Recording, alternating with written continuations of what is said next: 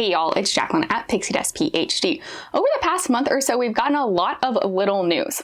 Typically, I save these little tidbits for the monthly creator update, but there have just been so many little news stories around DVC, particularly this past month, I thought I would pull them out and have them be its own video. Frankly, if we kept all of this in the monthly creator update, that would probably be an hour long. So here we go with a standalone Disney Vacation Club news roundup. First, the Membership Magic Beyond add-on is now available to purchase for qualifying members. And while they told us about the perks of the membership previously, we did not have all the details. That has now been revealed. If you want to use Disney Vacation Club points to purchase your annual pass at Walt Disney World, that would be the Sorcerer Pass, the second highest tier pass, and that's going to be 75 points for a new pass or 65 points for a renewal. And those discounted day tickets to the theme parks at Walt Disney World are up to 10% off, and at Disneyland Resort are up to 35% off. If you want more details about the additional perks that come with the Membership Magic Beyond add-on, I did make a separate standalone video about that. I'll leave a link to that video in the description below. I do think the discounted day ticket perk was something a lot of folks were interested in seeing how it would develop, and at Disney World, I think resoundingly it's pretty disappointing. You know, up to 10% off is sure better than nothing, but really not that much. The Disneyland day ticket perk, though, is perhaps a little bit more of a toss-up just depending on how you would vacation. Of course, both sets of these tickets are very limited, very restricted in that it is a certain set of days. You can't do less days, you can't do more days. It's also weekdays only. There's a lot of restrictions around it. But because the Disneyland ticket pricing seemed like it could have a real upside, I just wanted to do a little quick example here, some back of the envelope math. That Disneyland ticket perk is up to 35% off a 3-day ticket. You can have the base option or the park hopper option, and it does come with Lightning Lane Multi-Pass. Outside of peak season, so for most of 2025, this day ticket with the Park Hopper edition would cost you $420 if you do buy into that Membership Magic Beyond add-on and purchase through there.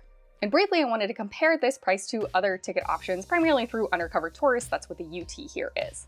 Through Undercover Tourist, a 3-day Park Hopper without that Lightning Lane Multi-Pass is about $480.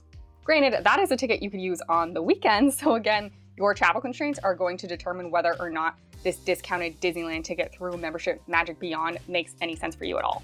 But if you were going to go on the weekdays anyway, one-to-one, the Membership Magic Beyond discounted ticket compared to the Undercover Tourist 3-day Park Hopper, yeah, actually the Membership Magic Beyond option does look better. But let's say you're traveling from pretty far and you want to stay for longer. My understanding is you cannot add on a 4th day or a 5th day to this discounted Disneyland ticket through Membership Magic Beyond. It is 3 days, period. So then a 4-day Park Hopper through Undercover Tourist is about $535. Again, that is without Lightning Lane Multi-Pass. That's roughly $115 more than the Membership Magic Beyond add-on discounted ticket. And then so your difference would be roughly $115 of you could buy the discounted ticket if it worked for you, if you were going to use those on weekdays, and then buy one extra single day ticket. Single day base tickets do that dynamic pricing, so there's not an easy set price for that. The base ticket for one day runs from about $100 to about $200, so it really depends on what day you would have to buy that ticket for if monetarily this would work for you. And do note, for the sake of this math, that is a single day base ticket, not the Park Hopper. So you would have your 3-day Park Hopper through the discounted Membership Magic Beyond add-on program, and then a 1-day base ticket, and maybe monetarily that works out. I think more likely than not when you add on that single day, just because the dynamic pricing range, it's probably going to be more than $115, in which case you may as well just buy the 4-day Park Hopper, unless you really value the Lightning Lane Multi-Pass coming with the 3-day discounted ticket. And if you really wanted to be at Disneyland Resort for a while, there also is a 5-day ticket option. The Park Hopper for that at Undercover Tourist costs about $576. So then you're talking roughly an extra $150 for the 5-day standard Park Hopper ticket through Undercover Tourist compared to that discounted 3-day ticket through Membership Magic Beyond that has Lightning Lane Multi-Pass and that you can only use on the weekdays. You definitely are not getting an extra 2-day ticket for $150. It's just not going to happen. So I think your length of trip and also the timing of your trip, will you be there on weekdays or not, is really going to decide if this is worth it. And I personally don't value Lightning Lane Multi-Pass enough to make up for some of this deficit. I would probably buy it on one day. I can't imagine buying it 3 days in a row, honestly, but I know people tour the parks differently, so that's just me. Let me know in the comments down below what you think about these discounted day ticket offers for the Membership Magic Beyond add-on. Largely, I would say the sentiment I've seen is very meh. And honestly, I don't think I disagree after going through some of these numbers as a test case. Moving on, the EPCOT Member Lounge is now finally back open. This is now ImaginAtrium. Now through January 11th, it is open its standard hours 11 a.m. to 6 p.m. But starting January 12th, the standard hours will shift from 10 a.m. to 5 p.m. And then if you do have that membership Magic Beyond add-on, you will also be able to access the lounge 6 p.m. to 9 p.m. And friend of the channel, Coco, recently went into the newly reopened EPCOT Lounge. Here is a great picture. Thank you so much, Coco. Be sure to check out Coco's YouTube channel at Paradise Today for more exciting snippets from their adventures. Next, it was announced that the project previously known as Reflections, a Lakeside Lodge, is now going to be known as Disney Lakeshore Lodge. This is the newest Disney Vacation Club resort. It is being built between Fort Wilderness and Wilderness Lodge, and it's slated for completion sometime during 2027. As I think many of us have been saying for years, we always felt like Reflection was on the back burner, not dead, and here we go. Now it is Lakeshore Lodge, and it's coming in a couple of years. As we already knew, the new Island Tower of the Polynesian Villas and Bungalows is almost complete. It is slated to open on December 17th, so very shortly. The news here is we did get a look at the menu for Wailulu Bar Grill. It is now in the app as well as online. Appetizers include items like chicken wings, pork ribs, span musubi, and hummus. Entrees feature items such as loco moco, grilled fish, burger, poke bowls, things like that. I'm filming on December 8th, and as of today, I don't think it's clear yet if this will be taking reservations or if it's more of a walk-up situation. I'm sure that news will come shortly, though. Moving along in the Magic Kingdom area over to Copper Creek, we did get news that its soft goods refurbishment is set to go on from May through September 2025. At this time, it's not yet clear if they will put in those popular pull-down Murphy-style sofa beds instead of the pull-out sofa beds.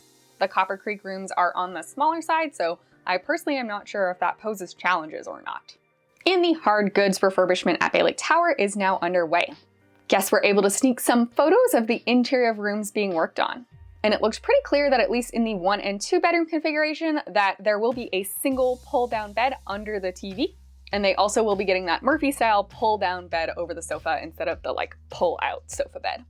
I don't think I've seen any news about the studios yet. Right now, studios at Bay Lake Tower only sleep 4. If you added that single pull-down, you could add a 5th sleeper, but again, it's a smaller room, so I don't know if the size constraints will make that feasible or not. If you've heard anything, definitely let me know in the comments down below. In perhaps less fun news, the 2025 annual dues were published, so your statement is coming. The Condo Association meeting, I believe, is December 10th through 12th or so, and usually annual dues get posted online to your account within a few days after that. And DVCnews.com reported a change in payment restrictions. So if you pay monthly, apparently previously you could supplement that with Disney gift cards, and now that will no longer be allowed. I do not pay monthly, so I cannot speak from experience here, but my understanding is the monthly payments will have to be fully debited out of your US bank account instead of being allowed to top that off with a Disney gift card. You can still use Disney gift cards if you want to pay in that yearly lump sum format though. And I recently posted my analysis video of those 2025 annual dues. If you want to watch that, I will leave a link to it in the description below. Also recently, the 2026 points charts were published. As with most recent years, we do have some very minor shifts in the exact days of the travel periods to accommodate for moving American holidays.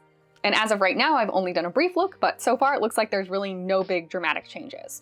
They seem to have renamed Standard View to Resort View and Lake View to Preferred View. But at least so far, it really only seems like a name change. I haven't noticed anything meaningful coming along with that.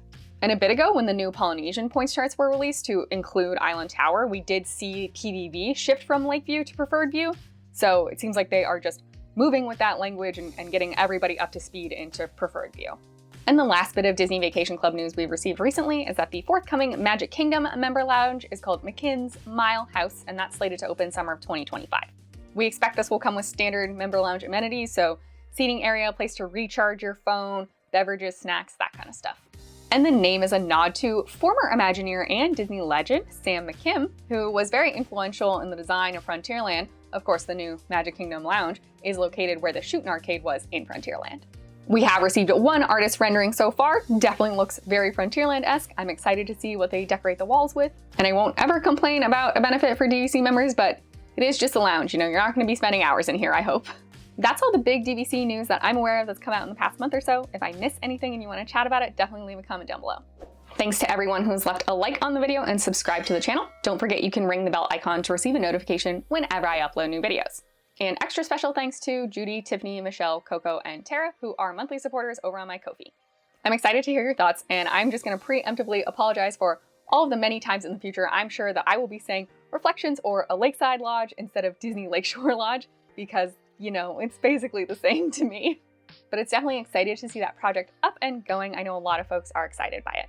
But even if you don't want to stay there, don't want to own there, hey, that means new amenities, new restaurants, new vibes to take in, another great resort to hang out at if you don't want to be in the parks all day. I super appreciate your support of the channel. May the rest of your day be magical, and we'll see you real soon at Pixie Dust PhD.